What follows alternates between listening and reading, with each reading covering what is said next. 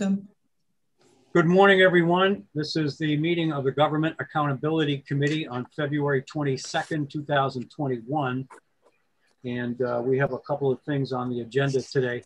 I thought it might be useful, since this is the first time we've met as a committee with the reshuffling of members, that we allow everyone to sort of introduce themselves and put a face to a name. Some of you were with us on Saturday at the workshop, and but it's still nice to be here. So I'm Senator Brian Collmore, and I'm right now the co-chair of the Government Accountability Committee. I also serve in the Senate on Senate Agriculture and Senate Government Operations.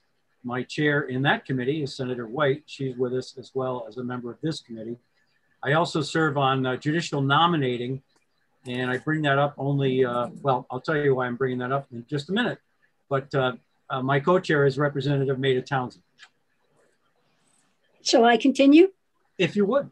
Okay, so Maida Townsend, co-chair currently on the Government Accountability Committee, and I serve on House Appropriations. And I will pass, I'm looking at these pictures here. How about I'll pass to Jessica? Okay. Hi, I'm Jessica Rumstead, and I am on the House Human Services Committee. And who are you passing to? And I'm passing to Karen Dolan. Hi, good morning. Karen Dolan, representative from Essex Junction, and happy to join this committee. And I also am on the House Corrections and Institutions Committee. And I will pass to Senator Rum. Thanks, Karen. Senator Keisha Rum from Chittenden County. I serve on Senate Economic Development and Senate Government Operations. And at some point would love to know if this committee has a budget or some way to do more public process. No. Who are you passing to, Keisha? I will pass it to Senator Nitka. Hi, I'm Senator Alice Nitka. Have been on this committee well, I'm just going off the committee, and 2 new members from the Senate have been appointed. So I'm on here today. I'm not going to be voting, but just to hear the results of all the work that people have done. So thanks. And Alice, you're passing to? I'm passing to Senator Jeanette White. Hi, I'm Jeanette White. I am from Windham County. I live in Putney, and I serve as chair of Government Operations, and I also serve as on the Judiciary Committee, and along with Senator Collmore, am a member of the Judicial Nominating Committee. And I will hand it off to Representative Kornheiser. Thank you, Senator White. It's nice to spend so many meetings with you this morning. I am Representative Emily Kornheiser from Brattleboro. I'm on House Ways and Means and Joint Fiscal, and I am stepping off of the Government Accountability Committee, but I'm here today to be part of the transition like Senator Nitka. And I will pass to Representative Lefebvre. Did I pronounce that right? I've been just sort of making it up the last few weeks, so I'd love to hear you say it. Yes, no, that's absolutely correct. It's Lefebvre. I am a freshman legislator, and I am newly appointed to this committee.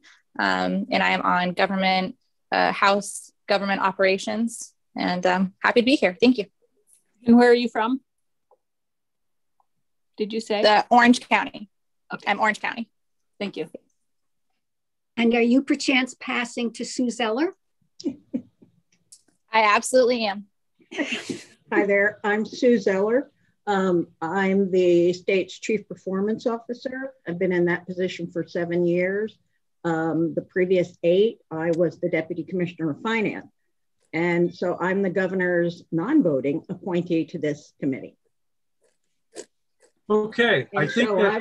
Who else do we have on the, do we have anybody on the line? No, I guess not. Susanna is here. Oh, Susanna's on the line. Yeah. Susanna is Davis is our Executive Director of Racial Equity and has done a lot of hard work with the committee. Drew Ressley, who's the help me out on this, Drew. I know you're with the Agency of Human Services, the... That's right, Director of Performance Improvement. Thanks, Brian. Great. Thank you. And Mariah Burke is our committee assistant. So I think that pretty much rounds out the list. Some of you may have seen the agenda. We did add a couple of items to it. I'm going to move one of them up to the forefront here. Elect co-chairs for the biennium. Representative Townsend and I had a discussion, sort of a debriefing after Saturday's workshop, and both of us have decided to step away from leadership positions in this committee for a number of reasons. Maida has now moved to the Appropriations Committee in the House, which demands a lot more attention than previously in terms of numbers and pushing paper around on a desk. And she has to leave, by the way, at noon today without fail for a House Appropriations Committee meeting. I mentioned earlier the judicial nominating, and Senator White and I are on that board. We're responsible for sending names to the governor for chief justices to the Supreme Court, Superior Court judges, and PUC commissioners. And we don't meet that often, but when we do, it's a lot of work. She and I will be spending about 4 days of next week interviewing candidates for both the Superior Court judge position and also for the PUC commissioner. And so we don't really get a town meeting day break next week. We're going to be working probably about 8 hours a day by the time you get through all the reference checks and all that sort of stuff. So for a number of reasons, Maida and I have chosen to step back from the leadership. If anyone here is interested in that, maybe by the end of today's meeting, you could let us know, and then we will follow that up when we meet the next time to formally elect chairs and co-chairs for the next biennium. Is that fair to everybody? Brian, yeah. If I could add, just so that everyone for sure is on the same page, in statute, it is described at co-chairs chosen from within the committee, one from the Senate and one from the House. So it's not a position that either the Committee on Committees in the Senate's case or the Speaker of the House in the House's case would have anything to do with. We would be in charge of doing that ourselves. Okay, with that. Can I just ask if you found it beneficial to have a multi-partisan partnership as a team? I mean, I'm sure you have, but do you think that's something that's valuable to the work of the committee? It's certainly not in statute, but it probably provides a little bit more of a balance in some respects. I've been on this committee for a long time, and I don't remember who were co-chairs in the past, but I think this committee, as opposed to some others, tends to be very nonpartisan. I think most of the things that come up here are not related to party issues or in any way. Thank you, Senator. So thanks to everybody who participated on Saturday. And I'm hoping that the subcommittee, and I'll look to Emily as sort of her, well, now she's saying, me? No, maybe you're not. As sort of her like last, Drew is here too. Yes, either that or Drew, as sort of her last job with us will be to present the subgroup's recommendations for the outcomes. To answer Senator Rahm's question, there is no budget for this committee. We're just average people and get together to try to do our best work in terms of data collection is really what it's about, and RAB information, and Sue Zeller's been extremely helpful in that regard. We were charged, by the way, just so everybody's clear, that by March 1st of this year, we shall consult with, et cetera, and make recommendations to the Chief Performance Officer. So that's part of the reason why this has become such a condensed operation. Given the extended length of last year's session, I don't think we got out until September in terms of the bill being signed last year by the governor. We didn't have the normal time that we have in the off season to get together and do the work that needs to be done. So we have to do that work today without any fail, or we're in violation of the statute.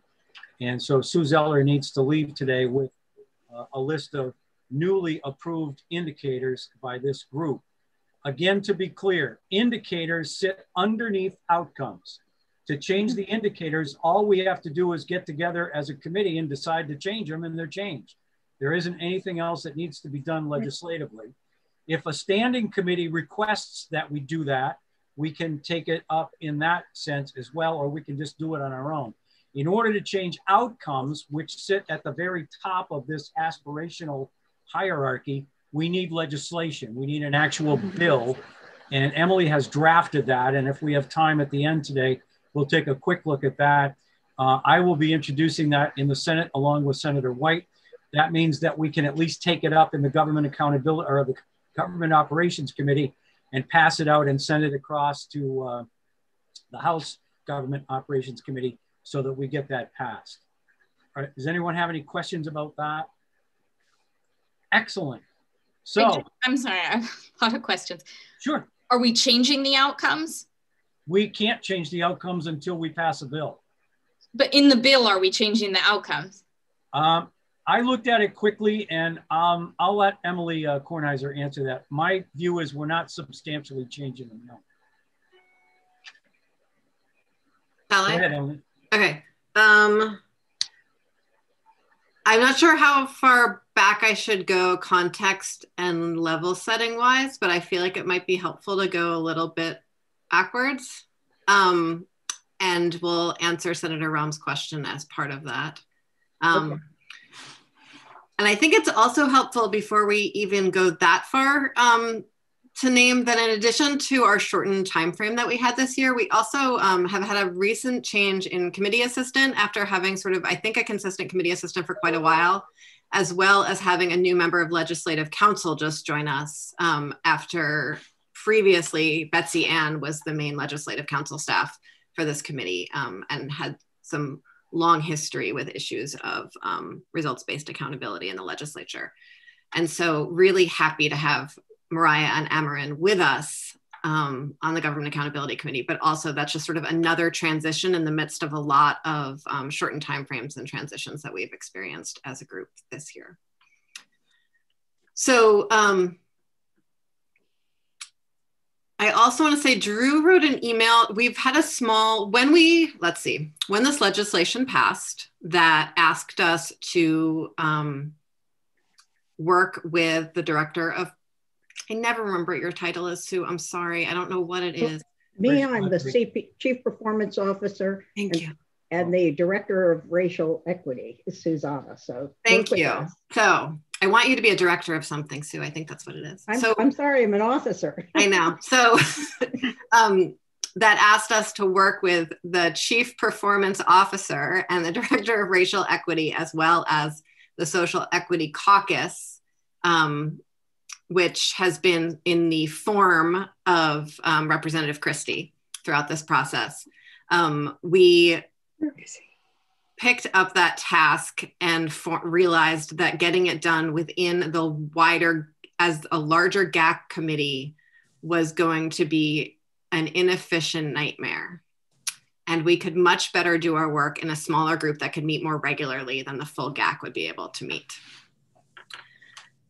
Is that anyone? Okay, awesome, thanks. I'm having a lot of morning feelings, a lot of Monday feelings. So nodding is very helpful for me today. Thank you. Get out that coffee. Can you share who was on that small group? Yes. So that small group was myself, Drew Ressley, who's the Director of Performance Improvement at the Agency of Human Services. I think I have her title now. Sue, Susanna, Representative Christie, and Representative Brumstead. And we met in different forms for different periods, and Representative Brumstead was probably only at half of our meetings. If that, no, If probably that. one. Yes. A lot of the work was sort of done back and forth via email, but essentially what we started with was the list of the existing indicators under the existing outcomes that have been set before our time as a group, and said which of these indicators would be meaningful to disaggregate by race and gender, and which just aren't the kind of thing that you can disaggregate by race and gender. And then Susanna came with a very extensive list that we added to it. And so we had this comprehensive list of indicators that we thought were meaningful indicators of conditions of well-being for BIPOC Vermonters. And we sorted those indicators under the appropriate outcomes. And we spent about 3 meetings really doing nothing but deciding which indicators went under which outcomes from an existing list of indicators that Susanna brought to us, as well as the existing list of indicators disaggregated. Am I still telling the right story, Sue? Mm-hmm. Great, okay. And then, it feels like such a journey through time. Time has been very difficult during the pandemic, so it's funny to recreate it. So once we had that list and we're talking through that list, we realized for what might be the 80th time for a few of us who have been working with these outcomes for a long time, that they might not be the very best worded outcomes to tell the story of conditions of well-being for BIPOC Vermonters. Or they might just have not been the very best outcomes from the very beginning, and they might have been chosen for some complicated political reasons way back when that no one quite remembers anymore. That is a very blithe sort of summary of the situation. But decided that in order to best tell the story of the indicators that we thought were powerful indicators, doing a little bit of linguistic tweaking to the outcomes was going to be necessary. And since we knew that the Government Accountability Committee is such a friendly committee and had trusted us so much with our work, we decided to sort of shift the language of the outcomes as we were doing our work and continue on in our work as if those outcomes were essentially shifted while still waiting for formal approval of the Government Accountability Committee. So before I go any further with my story about what happened to the indicators and the various public hearings and workshops we've had, I would love if we could actually just look at the new outcome language for a minute. Does that sound good? Yeah. Sure. Yeah. Okay. Let's do that. Amarin, can you take it from here? Yes, I can. Amarin Aberdaly with Legislative Council. I'm going to share my screen so everyone can see a draft. This is a short bill. It has one section which outlines the current annual state outcomes report and population level quality of life outcomes. In subsection B on page 2, you see subdivision 4 has been amended to say Vermont is a safe and welcoming place to live. And subdivision 7 has been edited to say Vermonters live in settings they prefer, with the deletion of subdivision 8 and a renumbering of the remaining divisions. I don't know how familiar everyone is with the outcomes. Should I go through those line by line, or? I would love to pause a minute and explain the thinking of the changes, if that works for people. I think they're brilliant. The changes? Mm-hmm. Great. So number 4, Vermont is a safe place to live. Safety isn't quite enough, and outcomes are meant to be aspirational. Additionally, especially when we think about conditions of well-being for BIPOC Vermonters, I think we've had some really compelling conversations around what safety means for white people and what safety means for BIPOC Vermonters, and how often feelings of safety for white people is actually at the expense of safety and welcome for BIPOC Vermonters. And so really, I am telling a very long, complicated story in 3 sentences. So please forgive me my shorthand, but really essentially felt, and if anyone else wants to jump in and explain this better, I'd appreciate it, but really just felt that welcoming, the aspirational language of welcoming and the expansiveness was welcoming was really important. And it also helps correct some of the sort of confusion that can happen when we just focus on safety as the only thing that's important for our community. And I agree, Emily. I wasn't part of this discussion, but I am so happy that we're moving forward on this, because I've always felt Vermont is a safe place to live was an odd outcome. It just felt, it was hard to understand how wide are we opening our arms on that and how many people are we leaving out. And this is so much better. It says something, I think. Wonderful. Thank you. Can you tell me what welcoming says to you? To me? Or anybody, like, what do we mean by welcoming? Well, to me, as somebody new to just reading this, it makes me feel safe. To me is something that is, it's something that is each person thinks of as very different. As what is to be Vermont as a safe place to live depends on who you are, what your past is, what your experiences you want in your future, whether or not you have kids, whether or not you're, you know, all of the things that you would imagine. But welcoming says, I think says Vermont wants to welcome everyone regardless of what all of those things are. You know, we want to, welcoming feels different to me than safe. How would folks measure welcoming? Yeah. Well, that I think is, can I jump in there? Yeah. The indicators. I just want to interrupt for a moment. My plan was to get through the indicators today, which are much more timely than the bill concerning outcomes. We could take testimony in both the Senate and Government Operations Committees to deal with the bill. But I think it's important, especially since we have to wrap this up by noon, that we get through the indicators first. Okay. I will just finish explaining the other change quickly, just because I think it helps understand why we have the indicators we have organized the way we have. And that's why I sort of wanted to start with this, if that's okay. Yep. Okay, thank you. So the other change is Vermonters live in settings they prefer, because according to sort of best practice on results-based accountability, outcomes should be whole population measures. And when we focus on just one subgroup to describe an outcome, it's not best practice, for one. And for two, we really, issues around housing and where people live is something that's really important across every sort of disaggregated subgroup we could come up with. And so really wanted to have a broad category for that so that we could disaggregate underneath it in a more meaningful way. So that was where that shift was coming from. It was both sort of a best practice related to RBA correction that I think a lot of people have been wanting to make for a while, and it helps us be more expansive about how we disaggregate beneath it. Great. Thanks. Amber, you could take that down now if you would. Thank you. I have to turn my camera off when we go to a screen sharing because it freezes up if I don't. So let's move to the indicators if we could. Okay, I see Rep. Dolan's hand up, so I don't want to jump too far. Yes. May I ask a question about the indicators? I'm just curious, again, being brand new to this, of understanding the timeline. Like, I understand that there is the March 1st.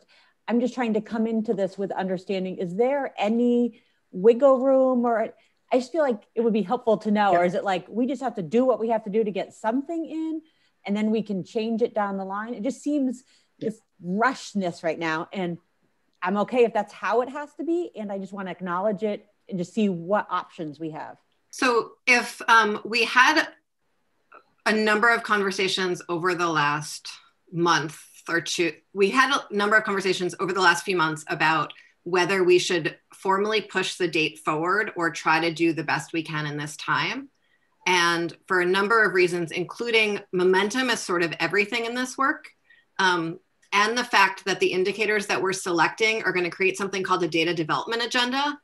And we really want to start moving that data development agenda as quickly as possible, because there is momentum and money available right now for these conversations.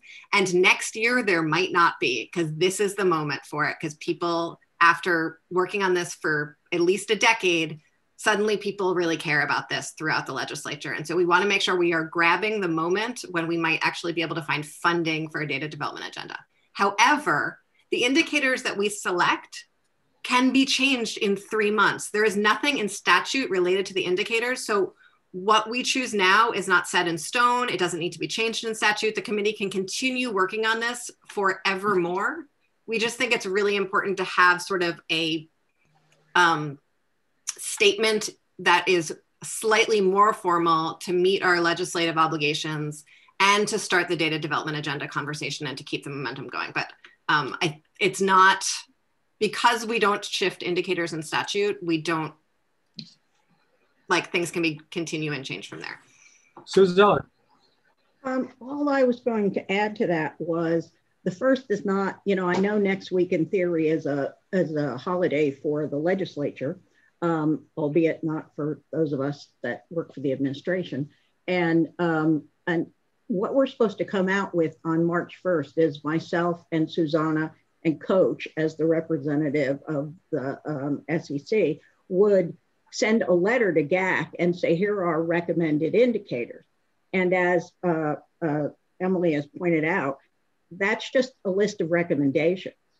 And so then after that, including for data development, GAC would have to take testimony from departments and the groups that either you have this data and you can report on those indicators, or you don't have the data, and what would be necessary for a department to be able to get that data, or is there a national source for that data?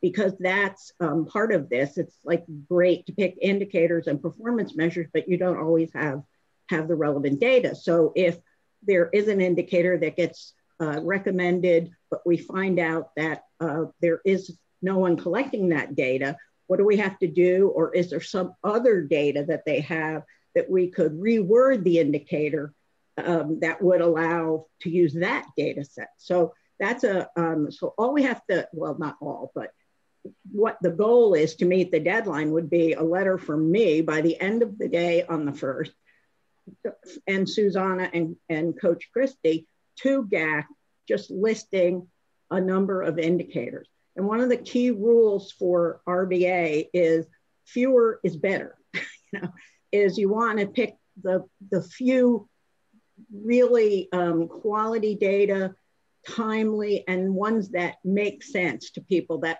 most people could read and understand what it means.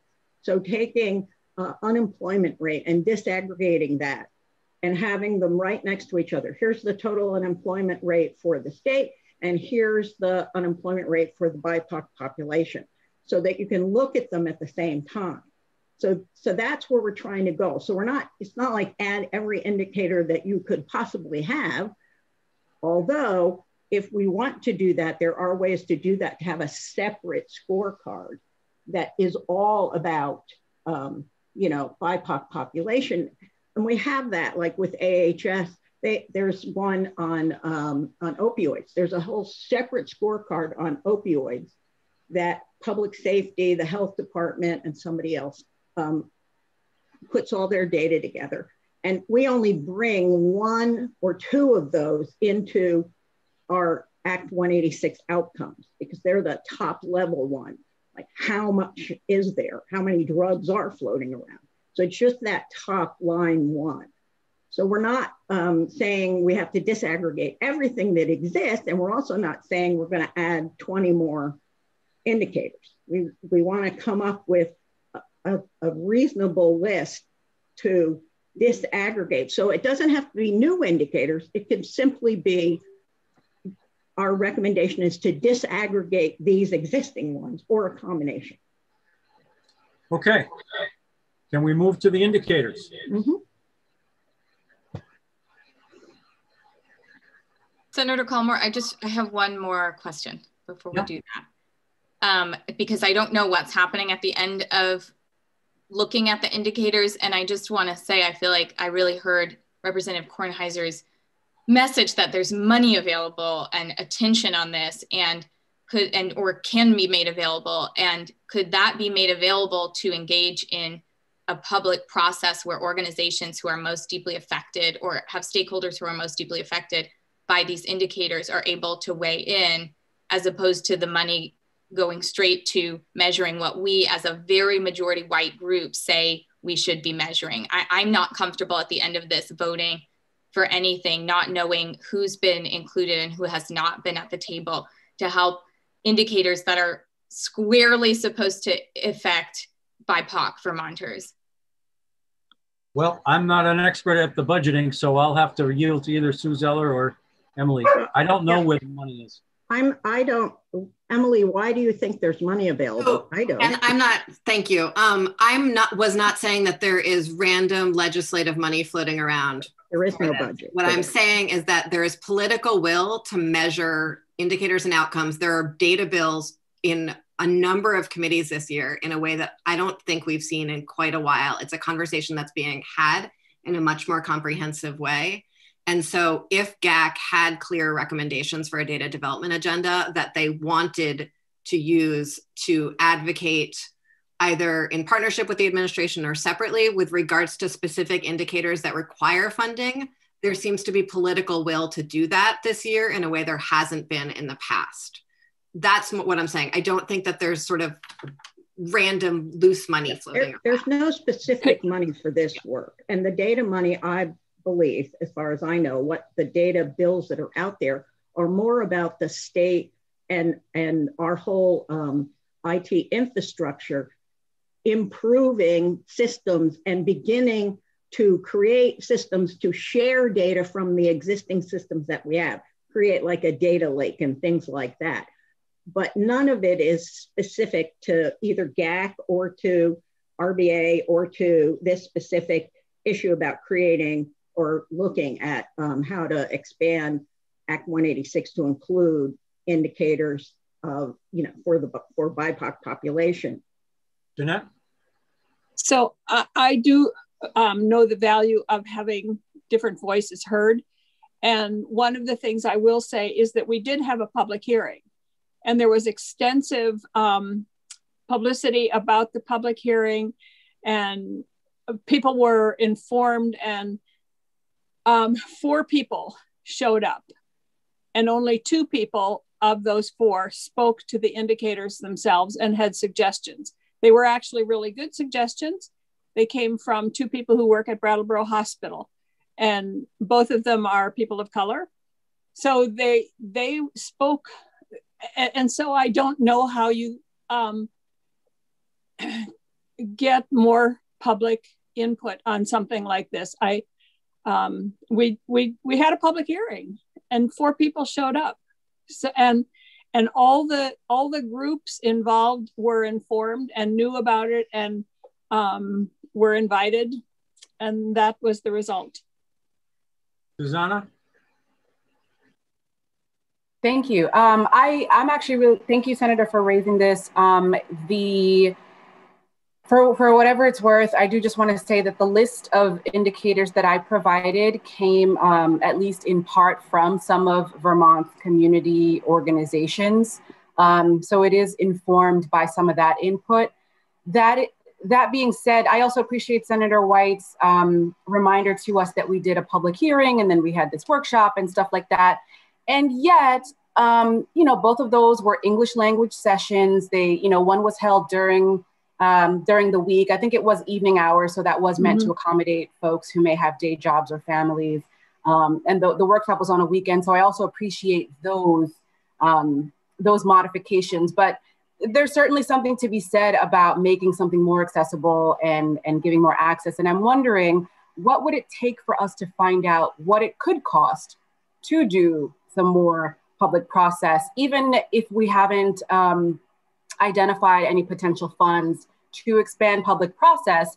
I don't think it hurts just to find out what it would take and what it would cost. So, I don't just put that out there. Okay, thank you. I could at least comment that when I say there's no funding, that's the administrative side. However, I do know that you could consult as the legislature with joint fiscal, and they usually have extra money, and that's how they sometimes, joint fiscal sometimes does their special studies or things like that they do. So it would certainly be worth the committee having a discussion with joint fiscal to see if they may have a little bit of money that they could put toward somehow getting the word out in a better fashion, or, you know, utilizing interpreters or changing language on the materials or whatever we need to do to get a bigger group of participants. Okay, we'll take that up at a future meeting. Can we get to the indicators? So, and as we move to the indicators, just want to name, so best practice for doing RBA is that the indicators are selected and prioritized by whoever is being sort of measured. And that, you know, if you're doing it in an institution, it's by the people working in the institution, the people served by the institution. At a community level, it's done by the community. That's why we had this sort of emergent process towards brainstorming the indicators and then the workshop for prioritizing the indicators. A next step, once we narrow the list of indicators, would be to continue those conversations on a community-based level. And Drew Ressley and I have co-facilitated a number of community-based workshops with results-based accountability over the last few years. And it is much easier and more fun to do in real life, really hard to do in the Zoom rooms, but can absolutely continue that work if funding is found for that somewhere. And it is an important part of the process, because the indicators should be meaningful to people. That's the point of them. It's an act of meaning making. And so they need to be resonant to the folks who are looking at them. So Sue, do you want to pull up the things from the workshop, or should we start with the pre-prioritized? Well, so the 6 groups, the documents provided are very diverse in their content and what sections. And clearly there was not enough time for people to do everything. I can say I'm happy to put them up. I've already posted them out for our little mini committee, and we can certainly share them with the entire committee. There's sort of not an easy way to aggregate the data that came off of it.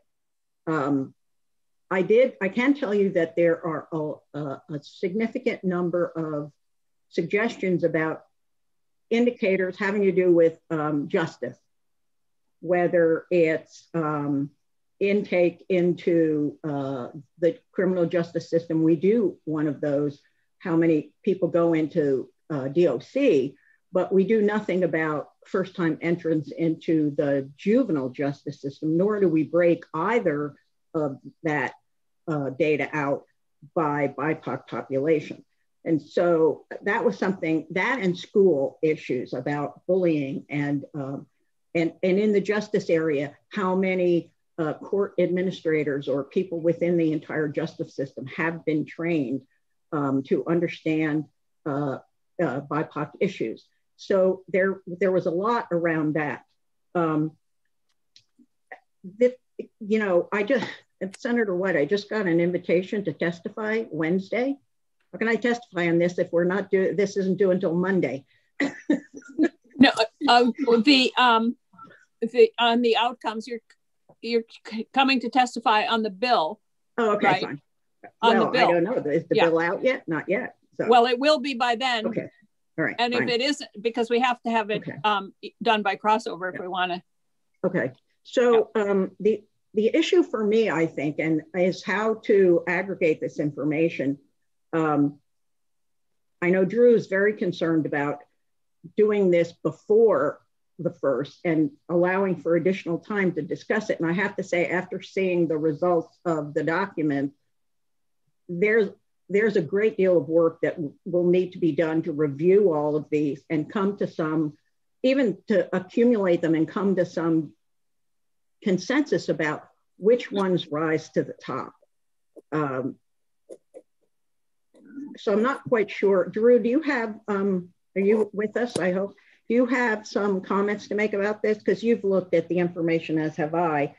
And I am here. Sorry for While Drew is hooking up, can I ask a question, Sue? Sure. So the March 1st deadline is for you, your small group, to come to GAC with recommendations. That's right. So we normally, GAC doesn't meet during the session. And you don't need to. I mean, really, right. in theory, it's up to Susanna and myself and Coach, and I would certainly include our little committee with Emily and Jessica and Drew to come up with a memo that I send, or we send, right, to the chairs, co-chairs, and say, here's our recommendations for which indicators to disaggregate, and here are a couple of other indicators we think you should add and disaggregate. That's right, correct. But my question is then, will you send that letter to us, to the GAC committee? Mm-hmm. But the GAC committee isn't going to probably meet again until July. That's correct.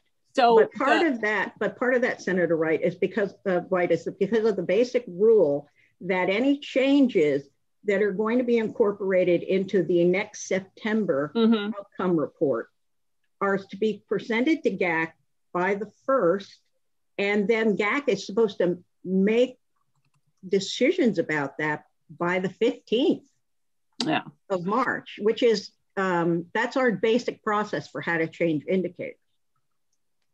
Which we need to change the process. Since we don't meet in that. So hi there. Yep. Who is that? It's Drew. I'm here and ready to chime in whenever. Okay. Chime in.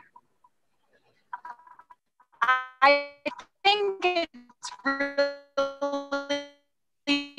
Nope, Drew. You're still echoey. It's not going to work. You sound like R2-D2. The Government Accountability Committee maintains the ability to facilitate. Drew, can you type it in chat? Are you on your phone? To hear Drew, we can't hear you. We can't. Because I don't think she can hear us now. No, she can't hear us because she's talking. I wonder if we can send her the phone call-in information, if that might be a little more solid. I think she said she was on. Okay. Oh, no, I guess she's not. No. Yeah, okay, fair enough. Right. I'll hold for a second. I can type it to Myra. Can you hear me now? So Drew just sent me a message. She will type it to me and I will post it to you guys. Okay. Please take a little bit of time. But I think what you're saying, Senator White, is that you don't see that this committee today is supposed to come up with the things that go in the March 1st letter. Is that? No, I guess my concern is that this committee can make a recommendation to you, but you're going to then make a recommendation back to us. Yes. And then by March 15th, we're supposed to do that. And I don't know how we ever came up with such an absurd timeline because we don't meet during the session. So how can we possibly come up with something by March 15th in any case with this year or any other year? So you're saying the basic dates in the statute for the procedure are a bit flawed. A bit. Plus, we have a whole new group. It's hard to think of just putting everyone in these sub groups to go off and do the work. And there's a lot of folks who don't even know how we got here. I'm concerned now more than I was when we started. I'm totally confused. Senator White has brought up a point, but I'm reading section 17 of the act. And it says, on or before March 1st, the Government Accountability shall consult with, et cetera, et cetera, et cetera. Once those indicators are approved by the Government Accountability Committee, then the Chief Performance Officer shall report on those indicators in the state outcomes report. So I read that to say that we need to do this by March 1st. But excuse me, everyone. Oh, sorry, Senator Collymore. I just got a few messages from Drew that she requested that I read out loud to you guys. Okay. She said GAT can host a process anytime to hear recommendations about indicators. And you could start by recommending that all current indicators be disaggregated by race and that could be the recommendation for the March 1st to be reported in the next report. Good idea. Excellent. Yeah. Okay. Okay. So, and then that gives us the time by recommending that we disaggregate all the existing ones, then we can take testimony later on whether that's the case or not. And I don't do the report until it's due by the end of September.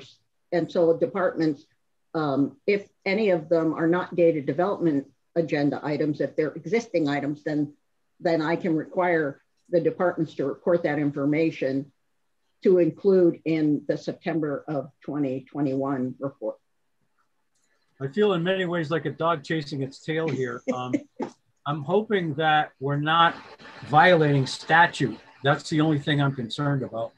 But with Drew's, I guess, support that we're not, I guess I feel a lot better, because obviously in the next 12 minutes, we're not going to get through too much more. Maida. Oh, okay. Thanks. I didn't realize I had already unmuted. I think given the conversation and understanding the pressure that everybody's been under trying to get through this process based on our understanding of the statute that became law back the end of September. I think Drew's suggestion is an elegant way to help us meet the March 1 deadline in its own way of meeting the March 1 deadline. And thereby also allows time to do further work, which it would seem is the only reasonable and sensible thing to do. As part of that, I'd be happy to offer, if people wanted to have a conversation with JFO as to what they think might be the costs involved, and if they could help us find some money to do further outreach in the different languages, to have the translation and interpretation services and all of that piece. I could take care of that. Anyway, I'm just putting that on the table. Okay, that would be great, Maida. Thank you. What would be great? If you could reach out to JFO. Oh, okay. Isn't that what you just said? Well, yes, but I wanted to be clear. I'm sorry. I'm multitasking in my little brain here on a couple of things. Okay, thank you. Okay, I'll do that if that's okay with everybody. I'm seeing a lot of nodding heads. Mariah has her hand up. Yes. Yes, I received another message from Drew. She said, I think the recommendation from Susanna, Sue, and Coach should additionally recommend a process to more comprehensively engage stakeholders. Okay. I see Keisha's hand up too. Senator, first, I just want to completely affirm that I think it would be great to have all of these things disaggregated by race. I think we should have done that 10 years ago. So I fully support that move. I just, as the person who was in a group that had the very sparse outcomes for people who are older and people with disabilities, I think we at least also need to disaggregate by age in some large chunks of age categories. It's very hard to really surgically help BIPOC folks when you miss some of the intersectionalities with having a disability or being an older person or being a younger person. We not knowing if 80% of the Black people who are first-time offenders start when they're 16 or 17 means you're really missing the boat here on how to actually make a difference and have a surgical policy in what you do. So I just want to go on the record at some point. We really need to make sure we're serving people of different ages in Vermont well and people of different abilities by disaggregating the data more fully. Emily had her hand up. Thanks. I hope in this memo, we don't lose the significant work and the voices that have already contributed to this conversation. So we've already had 2 public input sessions with significant input from people who were committed to this process. And so I really want to make sure that both the time and effort of those people's contributions isn't lost, but also the content of their contributions is really. I think that Susanna, Drew, and I could probably do some sort of a, a white paper report out of it, because it, to condense it down, not to condense it, but to create some sort of a document that lists the high points and the most, the themes that were most often hit upon, so that we don't lose that. And we have all the documents as background, but I think a lot of the value was also in the discussions that were had. It seemed people spent significant amount of time on just sort of discussing things and not necessarily documenting specific indicators. I think one of the hardest things about having a workshop on Zoom rather than in person is that you can't float around from room to room and get people back on the specific task at hand. But relationship building is also really important in things like this. The second point I want to make, and I want to make sure we keep an eye on, is that and I think you said this once already, Sue, and towards what you were saying, Senator Rahm, the high level outcomes and the indicators underneath that are really important, and disaggregating those is very important. But there are a lot of opportunities for other dashboards. Yes. And I think that if we try to make the main dashboard too rich and detailed, it will actually lose its impact. And so, but I think we can do a much better job of linking that main dashboard up to other sub dashboards in a way that tells a much richer, deeper story for people who do that. The immediate dashboard shows enough disaggregation that people can see who's being left out of the story, how different communities are impacted in our state, but there's an opportunity to go deeper that is separate so that people are able to navigate this in a meaningful way. And so I would really appreciate if, I'm not officially able to task you with anything anymore, but we'll just say that I would really very much appreciate if there were recommendations for other dashboards built into whatever comes out. Because I think that's a piece that we haven't done as good a job of as we could have. We're very good about performance measure dashboards, but this is, population level dashboards that I think got sort of lost sometime in the time of Con Hogan's departure. Well, and when we had our public hearing, that was the point I was trying to make to Mark, and I don't remember his last name, was that you want to have, a lot of, oh dear, go away phone. You want to have a lot of indicators on BIPOC population, but you don't want them just added to the existing one, because it would be overwhelming. So you pick the top, 5 or something, and you put them in there, but then you provide a link to go over and have a more robust and more detailed subject matter, separate sub-dashboard, if you will, like we have the one on opioids. It's a sub-dashboard to the high-level dashboard. And you can do that. It's not that hard to do. It's easy enough to do. And that will allow you to accumulate all the different indicators in a much more detailed fashion, but not overwhelm the main dashboard, which I think is your point, Emily. Jessica, you had something, and then we got to wrap up. Yeah, I just wanted to go back to what Senator Rahm said earlier about disaggregating, not to also age and sex and or gender. And we already, from the many presentations Drew has made in our committee room, a lot of that is being done where it fits. I just don't want the new folks to walk away feeling like we don't do that. That seems pretty basic and straightforward. And I always had the sense that we were disaggregating in those areas now, that we don't need to add that in, but maybe someone could let me know if that's not the case.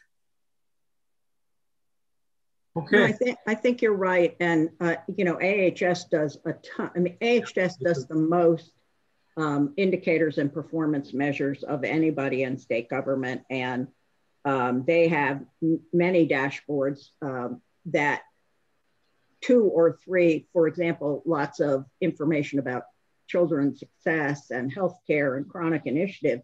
And then only 1 or 2 of those float up to the highest level dashboard.